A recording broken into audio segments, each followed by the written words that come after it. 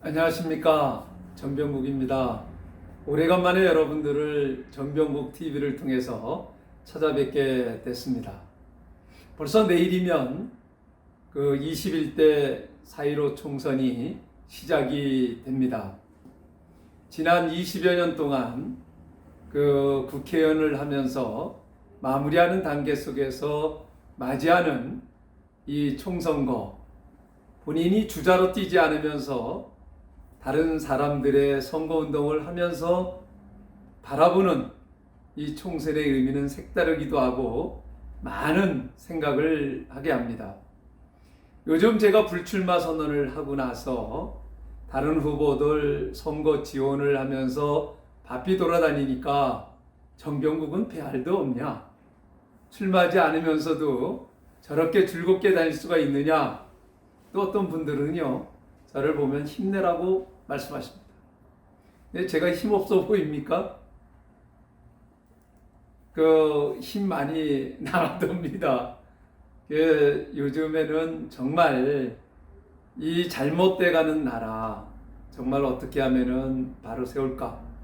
제가 지난 5선의 국회의원까지 하면서 제대로 하지 못했던 의정활동, 그 과정에서 무엇을 바로잡으면 될까 하는 것을 고민하면서 많은 사람들을 만나고 또 많은 후보들을 만나면서 이번에 국회에 들어가면 이런 것은 바로잡아달라 하는 얘기들을 하고 있습니다.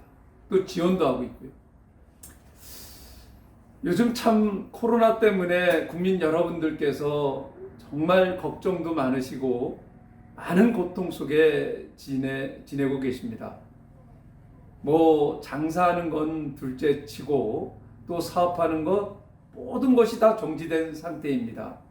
요즘에 제가 많이 듣는 얘기는 코로나에 걸려서 죽는 것보다 굶어서 죽겠다 하는 얘기들을 참 많이 듣습니다. 정말 안타깝습니다. 그러나 어떡하겠습니까? 우리 대한민국만의 문제가 아니고 전 인류의 문제입니다. 이 코로나를 극복하는 데는 여도 야도 저는 따로 있다라고 생각하지 않습니다. 이번 총선거에서 저는 이 코로나만큼은 하나가 돼야 된다 이렇게 생각을 합니다. 이 코로나에 대해서 코로나를 어떻게 퇴치를 하고 어떻게 극복할 것인가 하는 부분에 대해서는 여야를 막론하고 모든 후보들이 한 생각으로 이것만큼은 정쟁으로 삼지 않았으면 하는 생각입니다. 오로지 이것을 어떻게 퇴치를 할 것인가, 이것은 우리나라뿐만이 아니라 전 세계의 모든 사람들이 함께 힘을 합쳐야 된다고 생각을 합니다. 자, 이번 선거를 어디에다가 의미를 두고 우리가 어떤 후보에게 투표를 할 것인가 많은 고민들을 할 겁니다.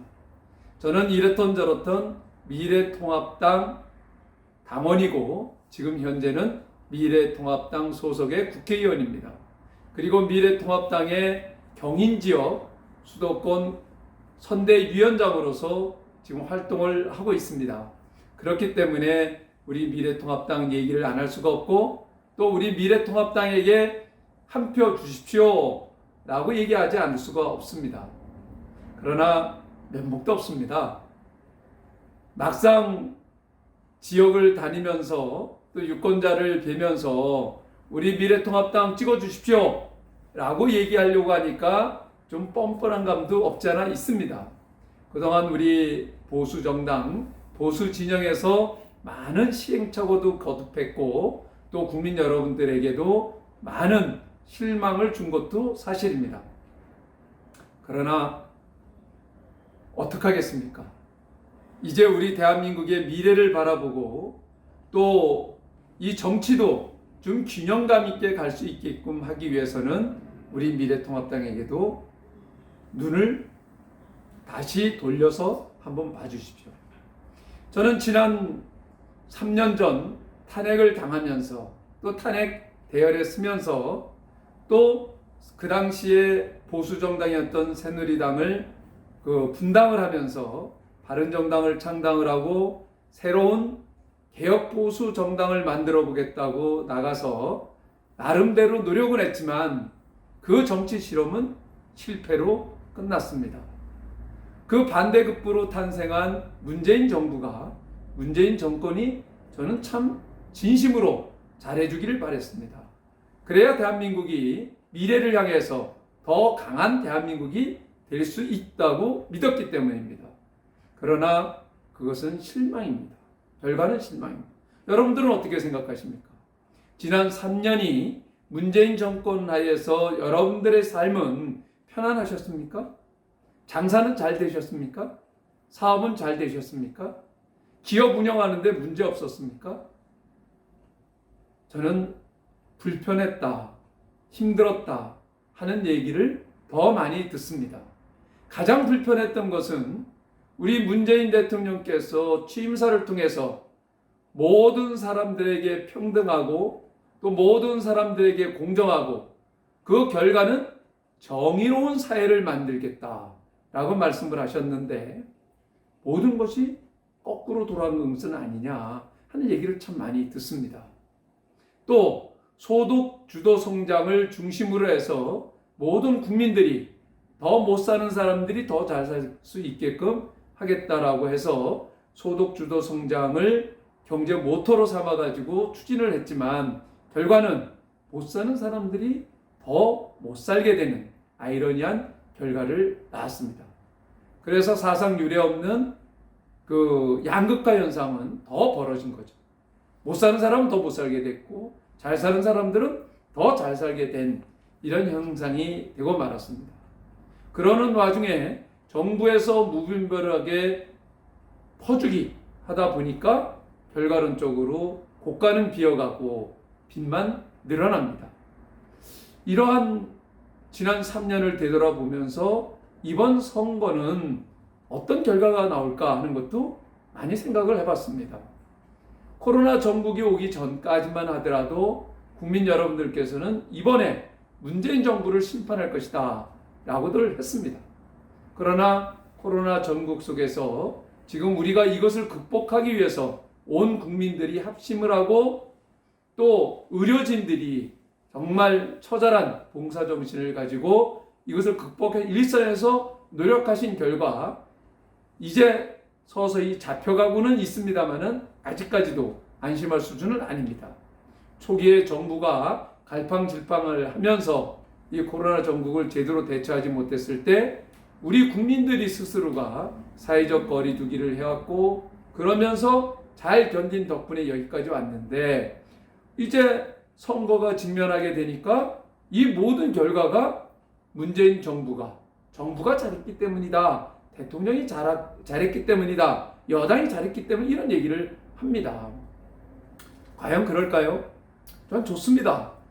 정부가 문재인 대통령이 좀 더 잘해서 빨리 극복됐으면 좋겠습니다. 그래서 그런 평가를 진심으로 받기를 바랍니다. 그런데 지난 문재인 정권의 3년 실정이 이 코로나로 인해서 덮여서는 안 됩니다. 국민 여러분, 이번 선거는 지난 문재인 정부의 3년을 평가하는 선거라고 저는 생각을 합니다. 만약에 이번 선거에서 그야말로 문재인 정권이 정부 여당이 승리를 하게 된다라고 하면 어떻게 생각할까요? 문재인 대통령이나 정부 여당 사람들은 자기들이 잘했기 때문에 국민들이 이러한 결과를 줬다라고 생각할 수 있습니다. 일각에서는 이 코로나 전국 속에서 정부 여당에게 힘을 실어줘야지만 코로나 전국을 안정적으로 연착륙시킬 수 있다라고 하시는 분들도 있습니다. 일면 그 말씀도 맞습니다. 그러나 만약에 그렇게 돼서 이 정부 여당이 문재인 정권이 오판을 하게 된다라고 하면 지난 3년보다 더한 실정으로 나머지 2년을 마치지 않을까 걱정스럽습니다. 저는 여러분들에게 이번 선거의 의미를 이렇게 말씀드리고 싶습니다. 우리 야당이 비록 흡족하지는 않았지만 미래를 겨냥을 해서 통합을 이뤄냈습니다.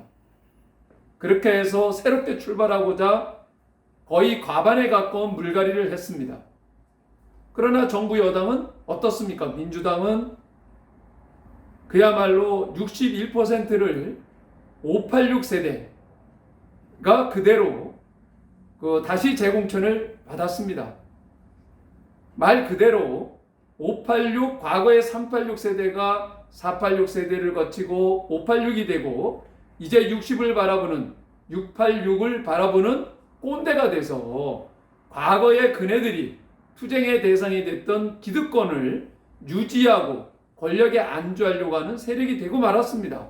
이런 사람들이 61%나 공천을 받아서 다시 젊은 사람들의 앞길을 막고 있습니다. 이것을 계속 여러분들이 보고만 계실 겁니까? 이것을 인정하실 겁니까?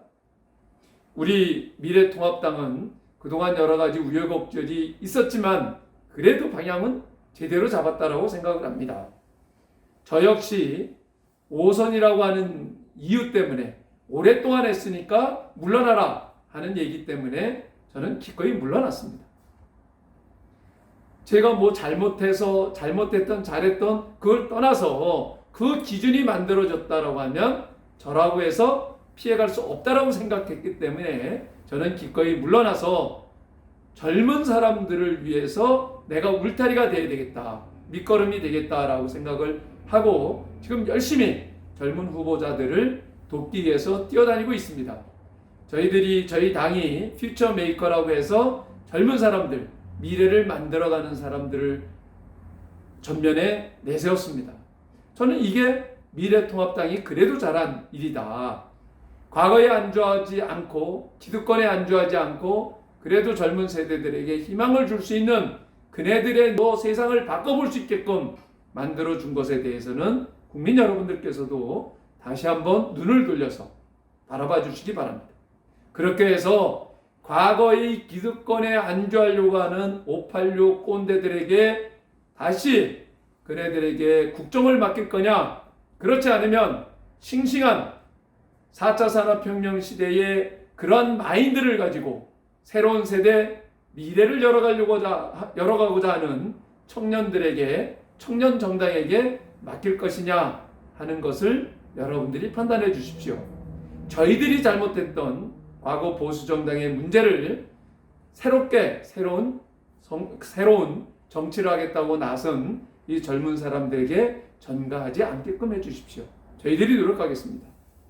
이번 선거는 문재인 정부의 심판이 아니라 문재인 정부에게 경고장을 날리는 그런 선거가 됐으면 하는 생각입니다. 여러분들께서 회초리 한번 들어주십시오. 문재인 정권에게 회초리 한번 들어주십시오. 그렇게 해서 지난 3년과 같은 실정이 거듭되지 않도록 이제 남은 2년만큼은 국민들이 너희들에게 무엇을 경고했는지, 왜 회초리를 들었는지 각성하고 마무리 잘할 수 있게끔 여러분들께서 도와주십시오.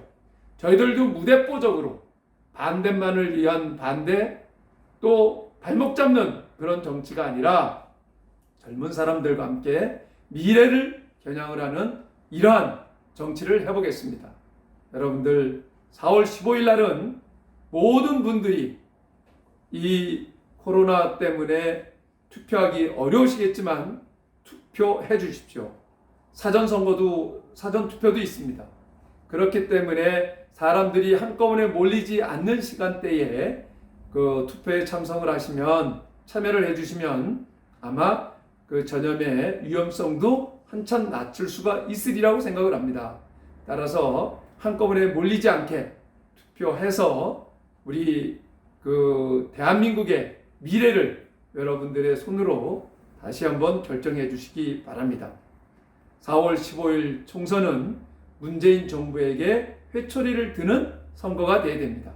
지난 3년 다시 한번 리마인드를 하시고 다시 한번 되돌아보시고 남은 2년을 문재인 정부가 각성 속에 제대로 된 정치를 할 수 있도록 여러분들께서 회초리 들어주십시오. 감사합니다.